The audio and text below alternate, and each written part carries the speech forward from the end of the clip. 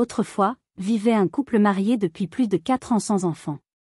Shinedu était un homme qui désirait désespérément avoir des enfants.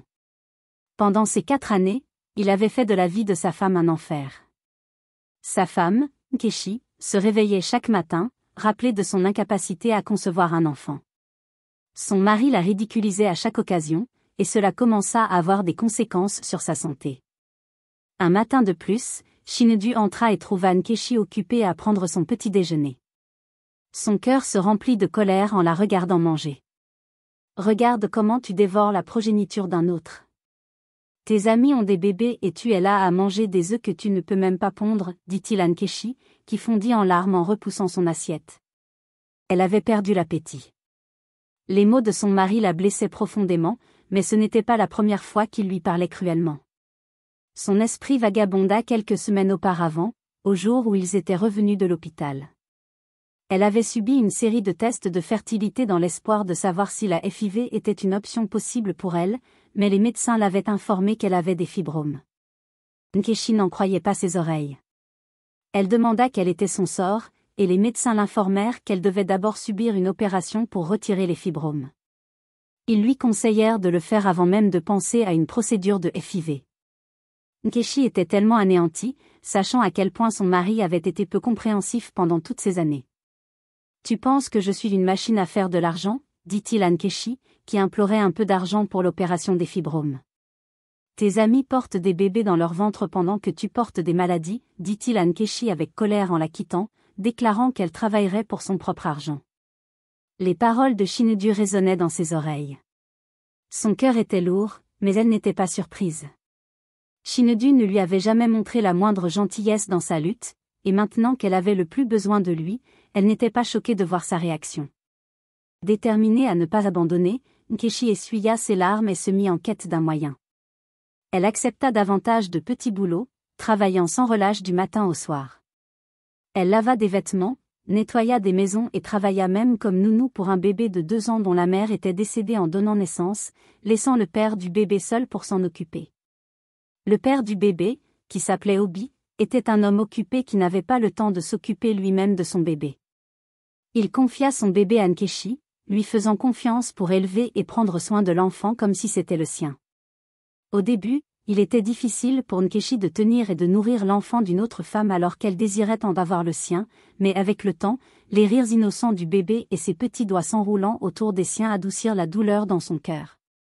Obi remarqua à quel point elle se souciait profondément de l'enfant. Il rentrait souvent à la maison et trouvait Nkechi chantant doucement en berçant le bébé pour l'endormir. « Tu as un cœur de mère, lui dit-il un soir en la regardant essuyer le visage de son bébé avec ses mains tendres. Nkechi sourit tristement en disant quelque chose qui attira l'attention de son patron. « Une mère sans enfant, murmura-t-elle tandis que son patron, Obi, la regardait avec un air de sympathie. Il avait vu la douleur dans ses yeux, la souffrance silencieuse qu'elle portait chaque jour. « Tu es une mère, dit-il doucement. Un enfant ne naît pas seulement du ventre, mais de l'amour et de l'attention, et je vois cela en toi. » Ces paroles réchauffèrent son cœur, mais elle savait qu'elle n'effacerait pas la douleur qu'elle avait endurée. Ce soir-là, en rentrant chez elle, elle se sentit plus légère qu'elle ne l'avait jamais été depuis très longtemps. Pour une fois, elle avait été appréciée. Quelqu'un l'avait enfin vue, ce que son mari Shinedu n'avait jamais fait. Mais au moment où elle franchit la porte, elle sut que des ennuis l'attendaient. Son mari Shinedu était assis dans le salon, le visage sombre de colère. « D'où viens-tu » demanda-t-il avec colère. « Du travail » répondit Nkechi doucement en posant son sac sur la table. Shinedu ricana et se leva, la dominant. « Du travail ? Tu veux dire de la maison de ton amant ?» Les sourcils de Nkechi se froncèrent de confusion. « De quoi parles-tu ? Ne fais pas l'idiote avec moi, Nkechi, hurla-t-il. J'ai entendu les commérages. Tu crois que je ne sais pas que tu as passé toute la journée dans la maison d'un autre homme à t'occuper de son enfant, à rire avec lui, et tu t'attends à ce que je croie qu'il ne se passe rien entre vous ? La poitrine de Nkechi se serra. Elle était trop épuisée pour discuter, mais elle ne pouvait pas le laisser l'accuser de quelque chose qu'elle n'avait pas fait. Obi est mon patron. Je m'occupe de son bébé, et c'est tout. Shinedu rit amèrement. Alors maintenant tu le défends ? Tu as le temps de t'occuper de l'enfant d'un autre homme alors que tu ne peux pas me donner mon propre enfant? Peut-être que si tu passais moins de temps à jouer à la mère pour le fils d'un autre homme, tu pourrais enfin avoir tes propres enfants, dit-il à Nkechi, qui resta là, brisé d'entendre de tels mots de sa part. Ces paroles lui transpercèrent le cœur comme un poignard. Je fais ça pour nous, Nkechi, dit-elle, la voix tremblante. Je travaille dur tous les jours pour réunir l'argent de mon opération, pour la FIV qui coûte si cher.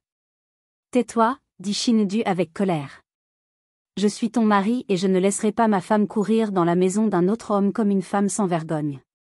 Tu vas quitter ce travail immédiatement, et ma décision est finale. Nkechi le fixa, incrédule. Quitter? Et faire quoi? Rester assise ici et attendre que tu m'insultes tous les jours comme tu le faisais avant? Les yeux de Chinedu s'assombrirent. Si tu ne quittes pas ce travail, alors prépare-toi à quitter ma maison. Le silence tomba entre eux tandis que Nkechi déglutissait difficilement, son esprit s'emballant. Elle avait tant sacrifié, tant enduré, et pourtant rien n'était jamais assez pour lui. Elle pensa aux paroles aimables d'Obi, elle pensa au sourire innocent du bébé et à combien elle s'était battue pour survivre. Cependant, Nkechi luttait avec l'idée d'être sans abri. Elle ne pouvait pas risquer qu'Emeka la mette à la porte à ce moment-là. Elle réfléchit à ce qu'il fallait faire et décida de quitter son travail. C'était une décision difficile pour elle, mais elle croyait qu'elle trouverait un meilleur emploi. Elle rendit visite à son patron Obi, qui la supplia de rester. « Mon fils s'est déjà attaché à toi, dit-il à Nkechi, dont le cœur était si lourd. Il alla même jusqu'à proposer une augmentation de salaire de 100%, ce qu'Nkechi ne pouvait ignorer. Avec cette augmentation, Nkechi pourrait économiser suffisamment d'argent pour son opération en peu de temps. Elle ne pouvait pas laisser passer une telle opportunité, bien qu'elle connaisse les conséquences de l'accepter. Nkechi demanda un peu de temps pour réfléchir. Elle arriva chez elle quelques minutes plus tard et rencontra une femme étrange qui prétendait être enceinte de son mari Chinedu. Son ventre proéminent était indéniable. Sa maîtresse enceinte était assise confortablement sur le canapé de Nkechi, se frottant le ventre avec satisfaction en la regardant. Chinedu se tenait à côté d'elle, les bras croisés. « Voici Ada, dit-il froidement, révélant qu'elle portait son enfant. Le souffle de Nkechi se coupa dans sa gorge. La pièce sembla tourner pendant un instant. « Votre enfant, murmura-t-elle, à peine capable de comprendre ce qu'elle entendait. « Oui, dit Chinedu, sa voix pleine d'arrogance.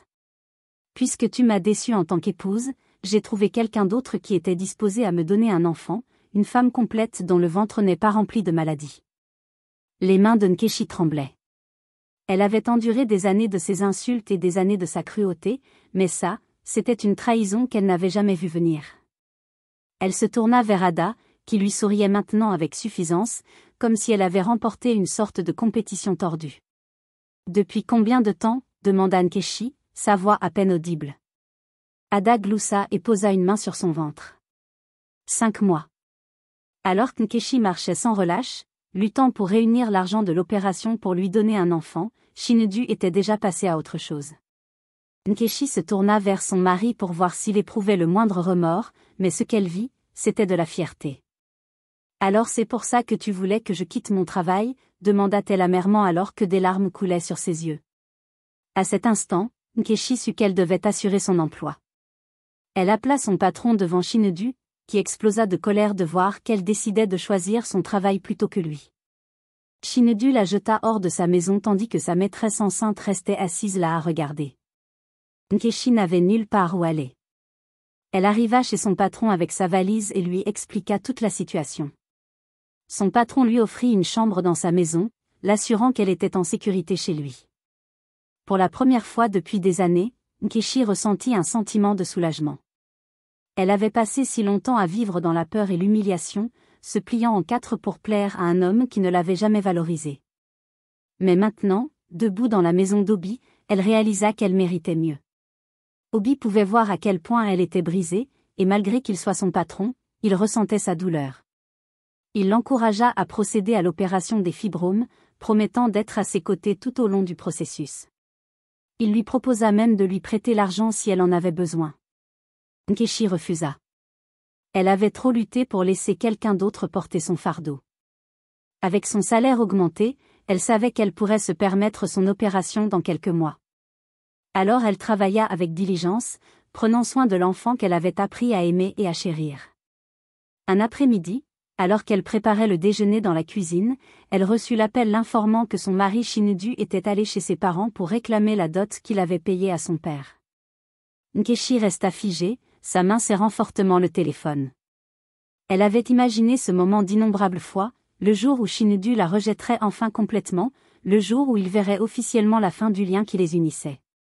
Mais elle n'avait jamais pensé que cela arriverait si tôt ou de cette manière. La voix de sa mère à l'autre bout du fil était pleine d'une colère contenue. « Il est venu ici avec cette femme, dit-elle. » Cette chose sans vergogne se tenait à ses côtés avec son ventre gonflé, agissant comme si elle avait fait quelque chose de grand. Il a jeté ta dot sur la table et a agi comme si tu étais une marchandise qu'il essayait de retourner. Plus maintenant. Nkechi avait déjà donné trop de ses larmes à Shinedu. « Je comprends, maman, dit-elle, la voix ferme. Laisse-le partir. » Sa mère hésita.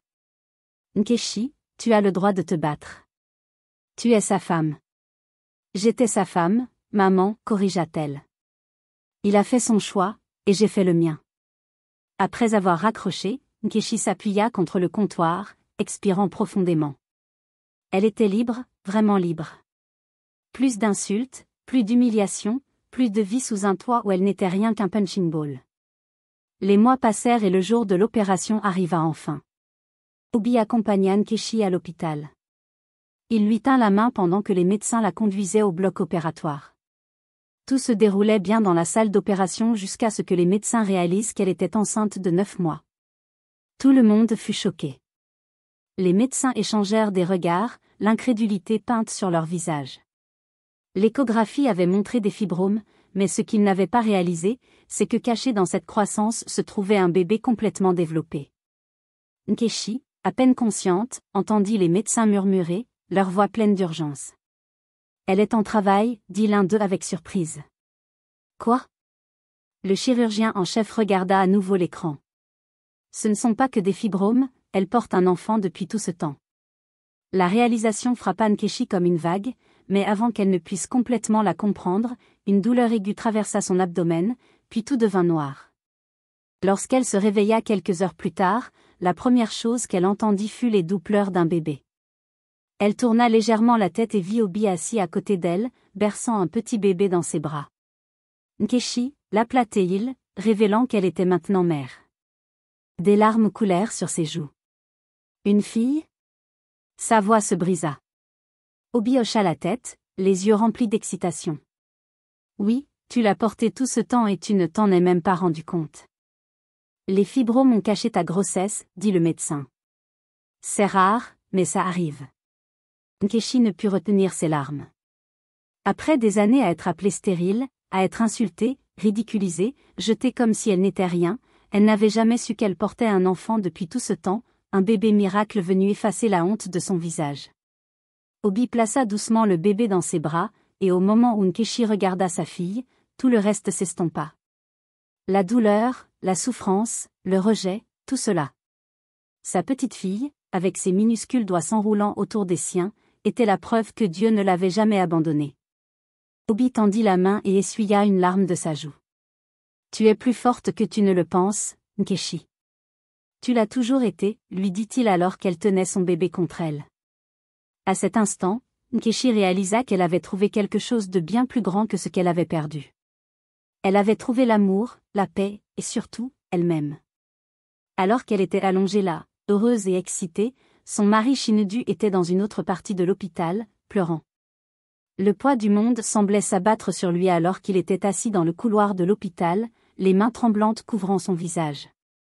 Ses pleurs étaient déchirants, mais personne ne vint le consoler. Ada, la femme qu'il avait présentée comme une femme complète, avait perdu leur enfant. Le fils même pour lequel il s'était moqué de Nkechi de ne pas lui en donner était parti avant même d'avoir pu prendre sa première respiration. Les infirmières et les médecins passaient devant lui sans un deuxième regard. Personne ne le plaignait, car ils avaient vu à quel point il avait maltraité sa femme Nkechi. La même femme qu'il avait ridiculisée et abandonnée tenait maintenant son bébé miracle dans une autre partie de l'hôpital. La nouvelle se répandit comme une traînée de poudre. Les mêmes personnes qui avaient autrefois chuchoté sur la prétendue stérilité de Nkechi parlaient maintenant de son bébé miracle. Chinedu pouvait entendre les chuchotements. Il n'arrivait pas à croire que sa femme Nkechi ait donné naissance à un bébé le même jour où il avait perdu son fils. Il repensa à chaque insulte qu'il lui avait lancée. La honte était maintenant la sienne. Rassemblant le dernier vestige de sa fierté, Chinedu se força à se lever. Il avait besoin de voir sa femme. Il avait besoin de supplier son pardon, de plaider pour une seconde chance. Mais lorsqu'il atteignit sa salle d'hôpital, il s'arrêta en voyant Nkechi bercer son bébé. Chinedu pouvait voir à quel point elle était heureuse et ne pouvait se pardonner toute la douleur qu'il lui avait causée. Il se mit à genoux et implora son pardon. Nkechi. Je sais que je ne mérite pas ton pardon, mais s'il te plaît, j'étais aveugle. J'étais un idiot. J'ai laissé mon orgueil et mon désespoir me pousser à faire des choses indicibles. Si je pouvais remonter le temps, je te traiterais comme la reine que tu es. Nkechi baissa les yeux sur Chinedu, un homme qui avait autrefois brisé son esprit, un homme qu'il avait abandonné au moment où elle avait le plus besoin de lui. Tu veux mon pardon, Chinedu, dit-elle, la voix ferme et puissante. Je t'ai pardonné le jour où tu m'as jeté comme un déchet. Ce jour-là, j'ai décidé que tu n'aurais plus le contrôle de mon bonheur. Mais le pardon ne signifie pas une seconde chance. Les yeux de Chinedu s'écarquillèrent de douleur. Tu es allé voir ma famille pour réclamer ma dot. Tu m'as humilié devant tous ceux que je respecte, dit-elle, la voix tremblante de douleur. Au moment où tu as fait ça, Chinedu, notre mariage a pris fin.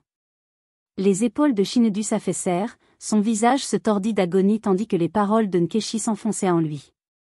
Il voyait clairement que Nkechi était passé à autre chose. Il n'y avait plus rien à dire, plus rien pourquoi se battre. Il avait détruit sa propre maison de ses propres mains, et maintenant il devait en assumer les conséquences. Lentement, il se releva. Il jeta un dernier regard au bébé en s'éloignant. Nkechi le regarda disparaître dans le couloir de l'hôpital, les épaules affaissées de défaite, mais elle ne ressentit rien pour lui. Ni colère, ni satisfaction, juste la paix. Elle leva les yeux vers son patron Obi, qui lui sourit doucement et lui demanda si elle allait bien. Nkechi hocha la tête en signe d'accord, et pour la première fois depuis des années, elle le pensait vraiment. C'est ainsi que Nkechi continua à travailler pour Obi, s'occupant de sa fille et de son fils. Au fil du temps, Nkechi développa des sentiments pour Obi, et réciproquement. Obi était profondément tombé amoureux d'elle et elle accepta d'être avec lui. Pour la première fois de sa vie, elle était aimée comme elle en avait toujours rêvé. Obi était patient, gentil et doux avec elle. Il ne la pressait pas, ne lui demandait rien et était toujours là pour la soutenir, l'encourager, la faisant se sentir valorisée. Au début, Nkechi hésita. Elle venait de sortir d'un mariage douloureux et toxique. Les cicatrices de la cruauté de Chinedu étaient encore fraîches, mais Obi était différent. Il n'élevait jamais la voix sur elle, ne la faisait jamais se sentir inférieure en tant que femme, ne la faisait jamais douter de sa valeur. Avec le temps, elle se permit d'aimer à nouveau. Leur lien se renforça de jour en jour, et leurs enfants, Ikena et Eken, devinrent inséparables. C'était comme si le destin avait écrit leur histoire d'amour bien avant même qu'ils ne s'en rendent compte. C'est ainsi que Nkechi retrouva l'amour en épousant finalement Obi et vécut heureuse pour toujours. La leçon à tirer de cette histoire est que la vie a une façon de nous récompenser pour nos actions. Nous devrions apprendre à être gentils et patients, car ce que nous donnons aux autres nous reviendra toujours. Rappelez-vous toujours que votre valeur n'est pas définie par ce que les autres pensent. Nous sommes tous dignes d'amour et de respect, quelles que soient nos difficultés. La vie peut nous lancer des défis, mais la persévérance nous mènera toujours à notre percée. Souvent, la vie ne se déroule pas comme prévu, mais quand le moment est venu, tout se met en place. Nous devrions donc apprendre à faire confiance au processus, car les luttes d'aujourd'hui peuvent se transformer en victoire de demain. J'espère que vous avez apprécié cette histoire.